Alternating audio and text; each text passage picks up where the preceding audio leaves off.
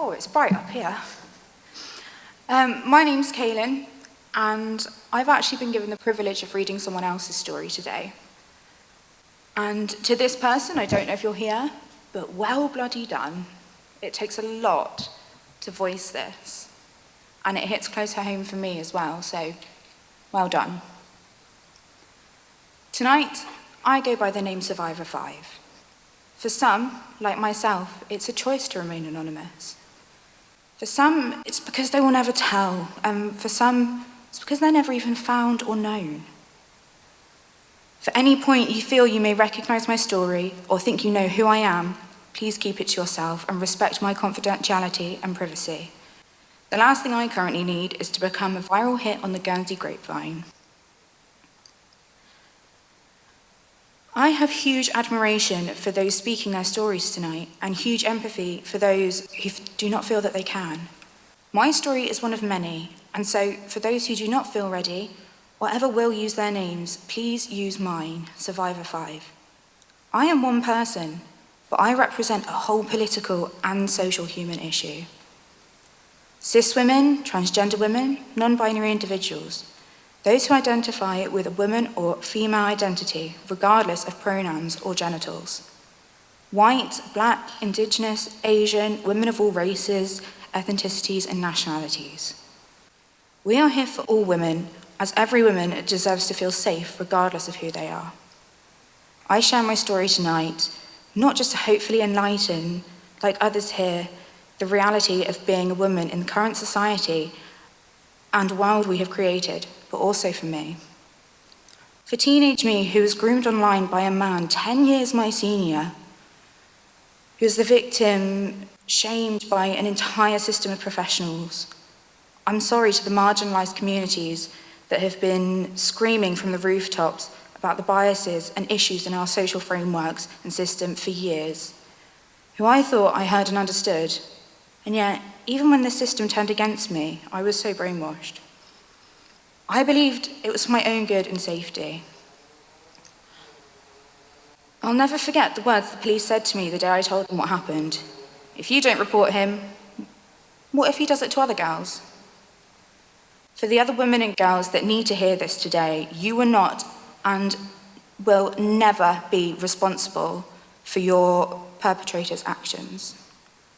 I'll never forget walking out of the school nurse's office, feeling dirty and uncomfortable. 3 parts of the system that were meant to be protecting me and making me feel safe and reassured, that instead left me feeling suicidal, depressed, lonely, isolated, and to blame for a man 10 years my senior, fully well knowing my age, grooming me online. They left me feeling too scared to ever speak to a professional again about anything related to sex or relationship life until recently, 5 years later.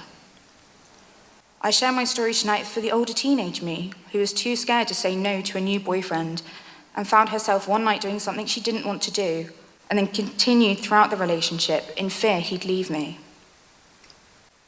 I had left the particular sexual act on a maybe, deep down with the intentions of saying no, but he didn't ask that night. He just did it. He took my consent for things that I was comfortable with as an automatic consent for everything. To the women and girls that need to hear it, sexual assault and rape is not always in the movies. It's not always screaming and crying and struggling. You don't always come away feeling super traumatized.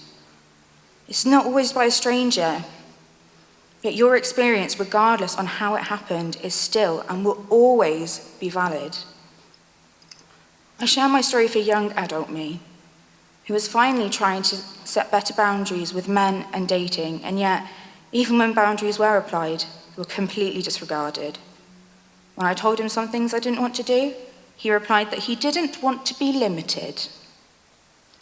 Made me do them anyway, and when I froze, became anxious, and genuinely triggered, started getting angry at me for not being good enough.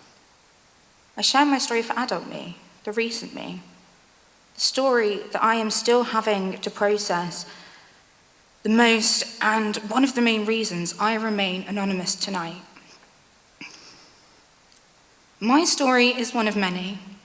My story even extends beyond this.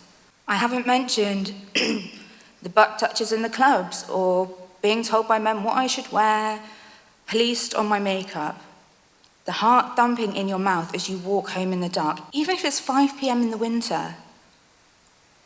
There are plenty of stories out there. Those who choose to let our voices and stories continue to guide our change in society and fight for the right for every woman to feel safe, on the streets, in their relationships, and online. We deserve laws, systems, and professionals that are truly going to protect us, all of us, including those that have been previously targeted.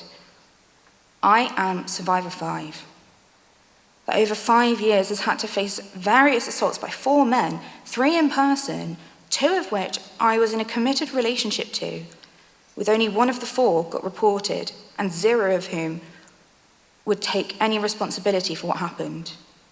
It may not be all men, but in under 25 years I've been alive, it's been too many. I choose to remain anonymous tonight, but please do not take that as a silence. I am a survivor. I am strong, and in my own way, I will continue to shout out and keep telling my story. I am Survivor 5, and I'm committed to making sure every woman feels safe and reclaiming not just our streets, but our stories, our voices, and our lives.